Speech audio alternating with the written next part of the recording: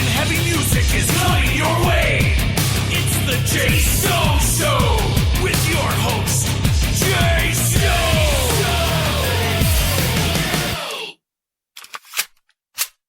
Fuck you all.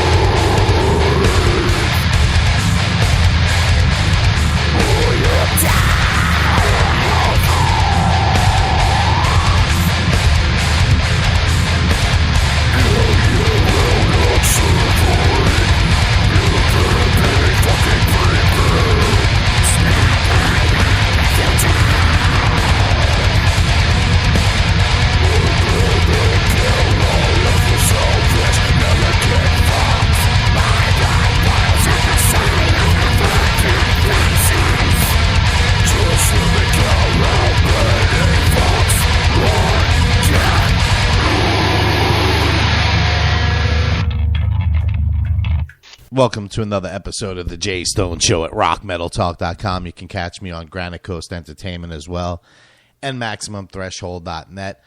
And I just want to apologize to last week's band for having to cancel the Isolated Antagonist. I had technical difficulties between my internet and some equipment from storms rolling through the area, but pretty much back up and running now. This is the last show, and then I'm taking a break for the month of May, so I'll be back in June. There may be a schedule change. There may not be, so just stay tuned to the Facebook page for that. But what you heard right there was Zero Fucks Given by the band Born Into Exile. It's a band that I've been playing on the show for the past few weeks. We got them featured and sponsored on the website and shit like that, but they're out of Rockford, Illinois, so I'd like to welcome to the guys from Born Into Exile on the show. What's going on? What's up, guys? So, cool. Yeah, I've been playing you guys for a while. I got in touch with Scott, and tell me a little bit about the band. Tell the listeners about the band. Well, originally it was me, the guitar player, and the bass player, Hodge and Aaron. And then it started as a band back then as Truth Burns Cold. My name is Ginger, by the way. And after Truth Burns Cold split, we started jamming in a garage and just recording. And then along came Scott and Josh, and then we started playing shows and getting heavier and writing new material. How long have you guys been together as a band? I know you started out and doing like drum programming and stuff like that. So a lot of the songs I think I have, you guys had programmed. So how long have you guys been together, and how has the element of the music changed since, you know, you got an actual drummer into the mix and shit like that? I'm Hodge, by the way. Me, Aaron, and Ginger, we've been playing music together for like 6 years now, all together. But when our old band broke up, we were like, you know what? We're still gonna play music. We couldn't find any people, so we were like, well, fuck it. I'm just gonna program some drums up. I'm gonna write some of these riffs up, and that's where we came from, basically. And then Ginger kind of pushed it because he knew Scott and he knew Josh, and we were like, all right, let's do it. Let's just jam and see what comes out. And it became a lot heavier and it became a lot newer, and we're really stoked. about everything that's happening now. We're actually working on our first album as a 5-piece now, and I couldn't be more happier, man, the way things are going right now. So, dude, I replaced the computer. Like, that's awesome. Yeah, I hear you. No, well, it is better to have a drummer, an actual drummer than program. It's got a better feel. It's just there's more personality into it. So, but being as heavy as you guys are, obviously you're a heavy band. You're one of the heaviest bands I probably play on the show. I play Suffocation here and there and shit like that. As far as, did you guys do shows prior to getting the drummer, and what was it like being in a band that heavy and having to do shows and have that electronic type of program element in the band? It sucked. It sucked, but at the same time, it was really awesome because, not a lot of bands could pull it off. We pulled it off pretty well, but the only negative comment we ever got every time we played a show is like, dude, you guys just need a drummer. It'd be so much better. And Scott literally is probably one of the best drummers in the area, and one of the heaviest bands in our area as well. So it's like, it's just a decimating lineup.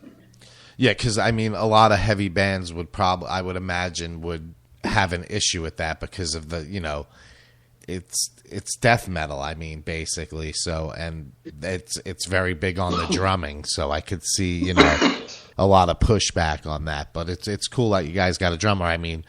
I didn't really even make that observation that you guys were programming until Scott told me that, that was all done. Oh yeah, man. So, that's awesome.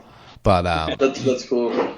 You guys To do me, it takes away from the live factor. Like, watching a band, to me, a lot of the energy comes from either the vocalist or the drummer. The drummer moves the most, and if he's getting down, if he's throwing down, then I feel like everybody feels it a little bit. Everybody kind of vibes off the drummer, and even the bass player. As much as we rag on the bass player, but That's funny. He does have 6 strings. That's true. He does play 6 strings, but that's the heartbeat. When in doubt, crab it out. Do you guys use any programming still, or any type of electronic medium in the mix of the music still, or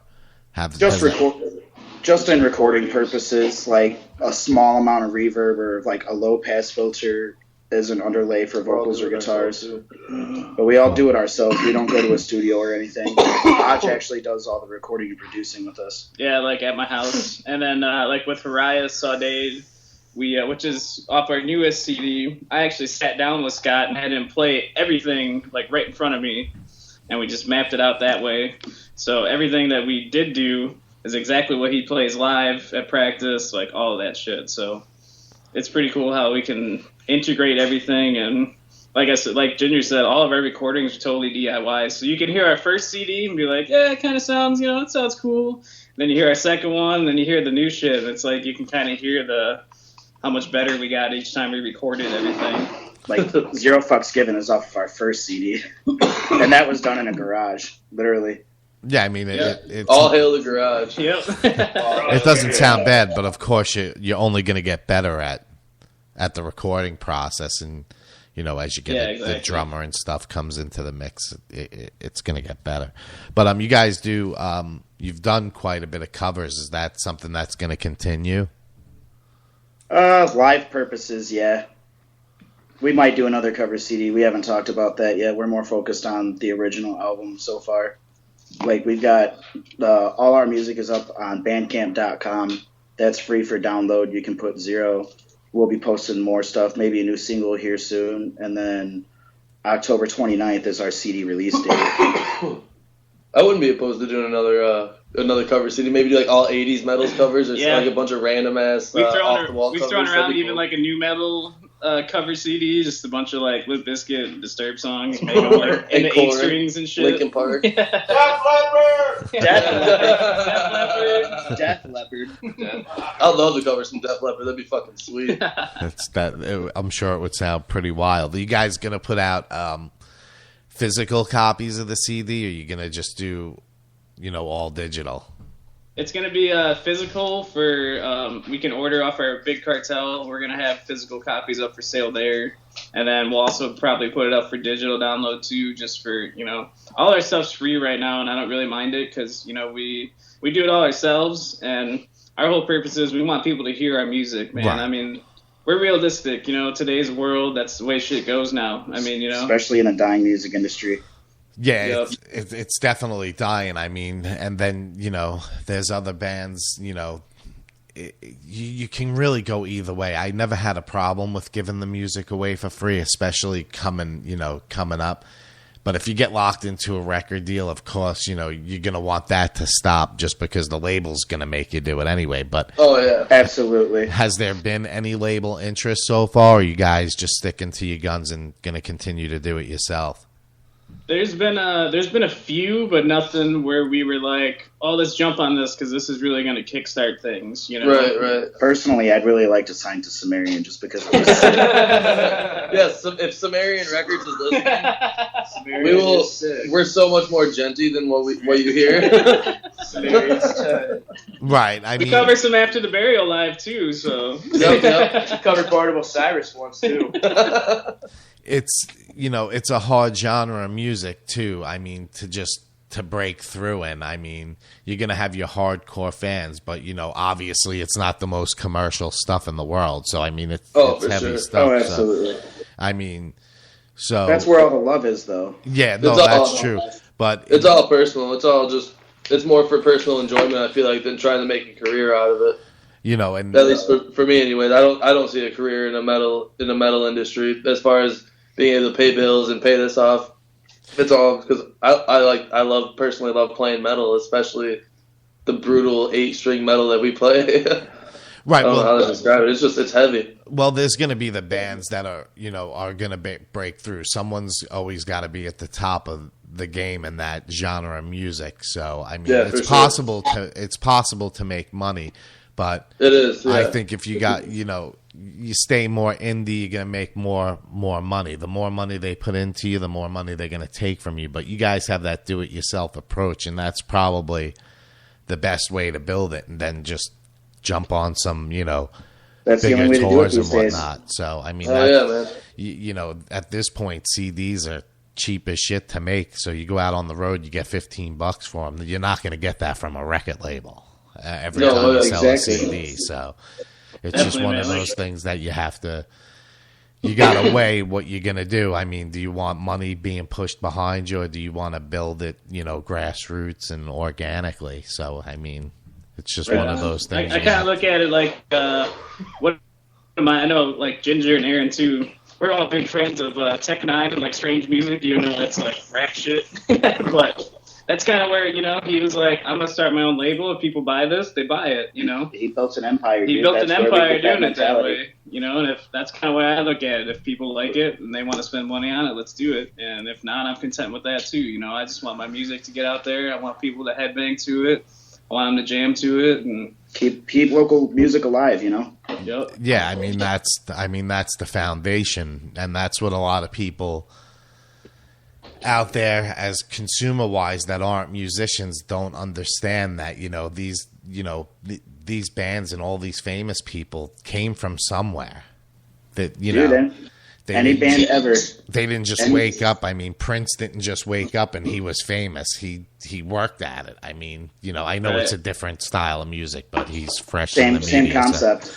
But For instance, we got from our own hometown, Cheap Trick. They just went in the Hall of Fame. Right.